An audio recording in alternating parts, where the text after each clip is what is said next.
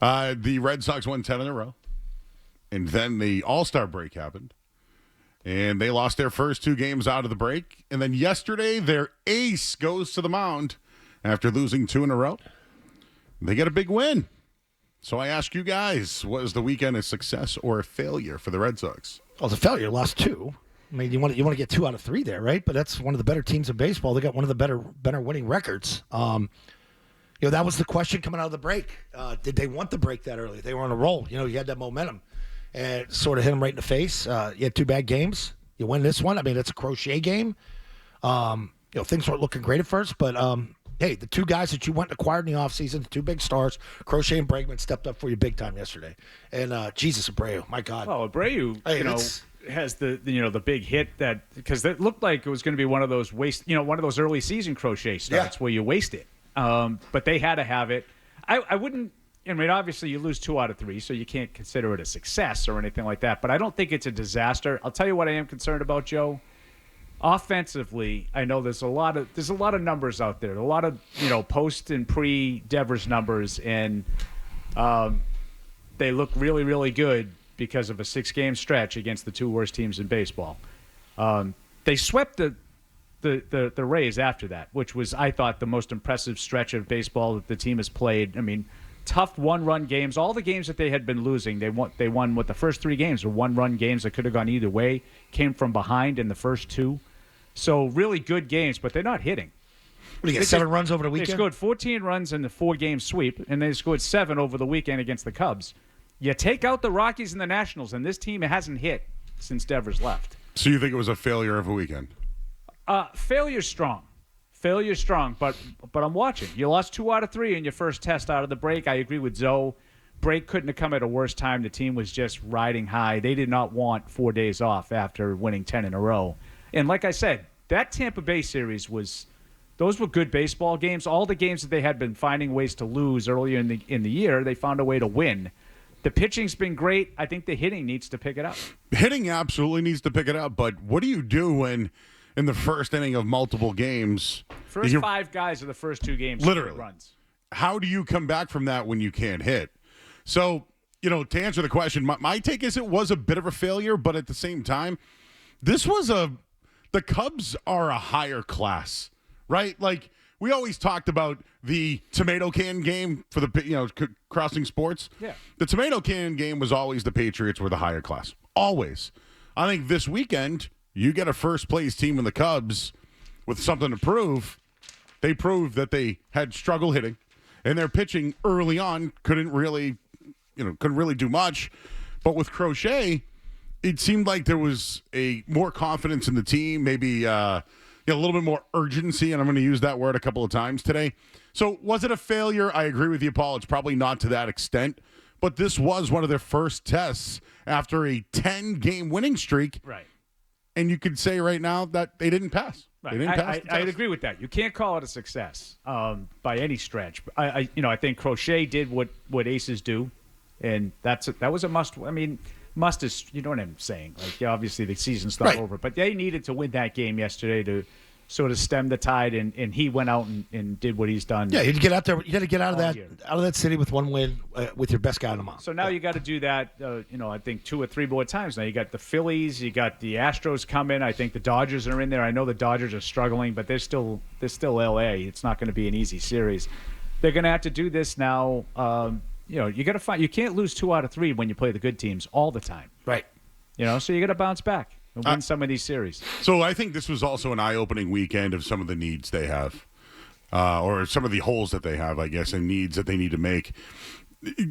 At times Connor Wong gives them nothing, and I think Narvaez is something to watch here down the stretch. They still have a hole at first base, and they still make mistakes, whether it's on the base paths or fielding. So, all those things are still real. I still think they're a good team, and it does come back to the Devers trade. Are they going to make some moves? But, yes, they need a front-of-the-rotation pitcher because they can't hit. And, really, it's insurance for Garrett Crochet. I'll keep saying that. I don't know how long he can continue this. He's the ace, and he was the stopper. But can they get this out of him every single time? And to be fair, since the month of June, he's now 8-1 with a sub-2 ERA. He's been outstanding. Great, but Giolito was pitching great too for a while until he didn't pitch all that great on Friday. Same thing with Bayo. Now I'm a little bit more optimistic about Bayo because I think he's kind of turned a corner in his young career.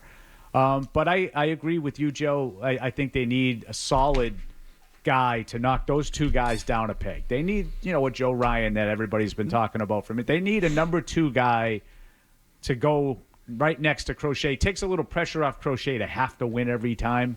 And it puts guys like Bayo and Giolito down a notch and takes some pressure off them, too. Yeah. Breslow spoke about that. We'll get into that coming up in just a little bit.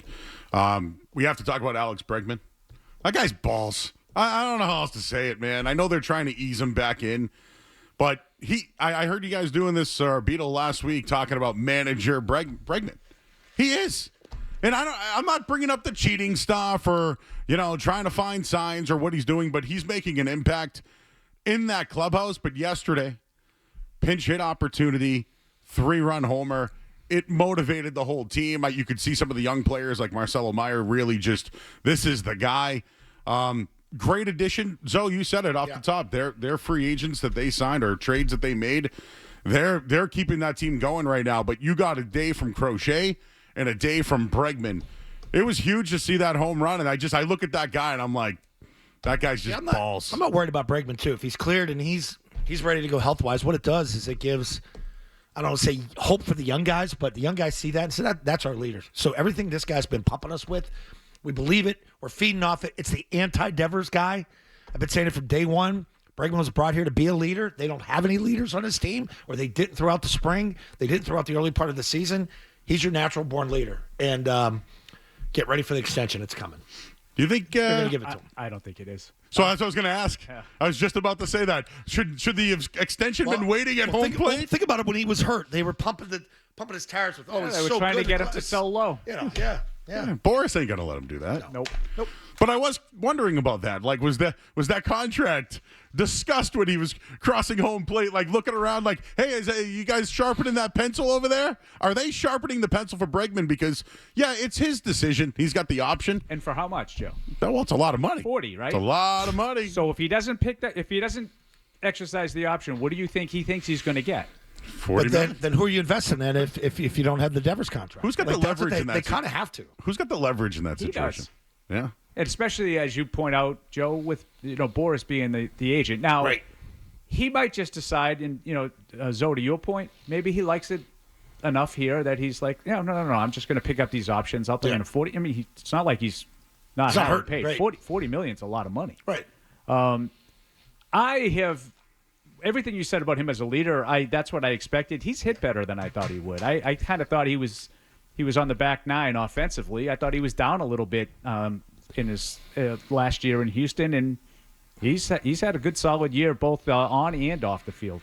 All right, we got more on this. I do get some Devers lingering things I want to get your opinions on. And I agree. Boy, he's been a train wreck, huh? It's been bad, but regarding Bregman, I've just noticed some symbolism with him gone and Bregman now taking a bigger role. Just wondering if someone was in the way there. We'll get into that. Craig Breslow did have some quotes over the weekend about being aggressive. I'll believe it when I see it.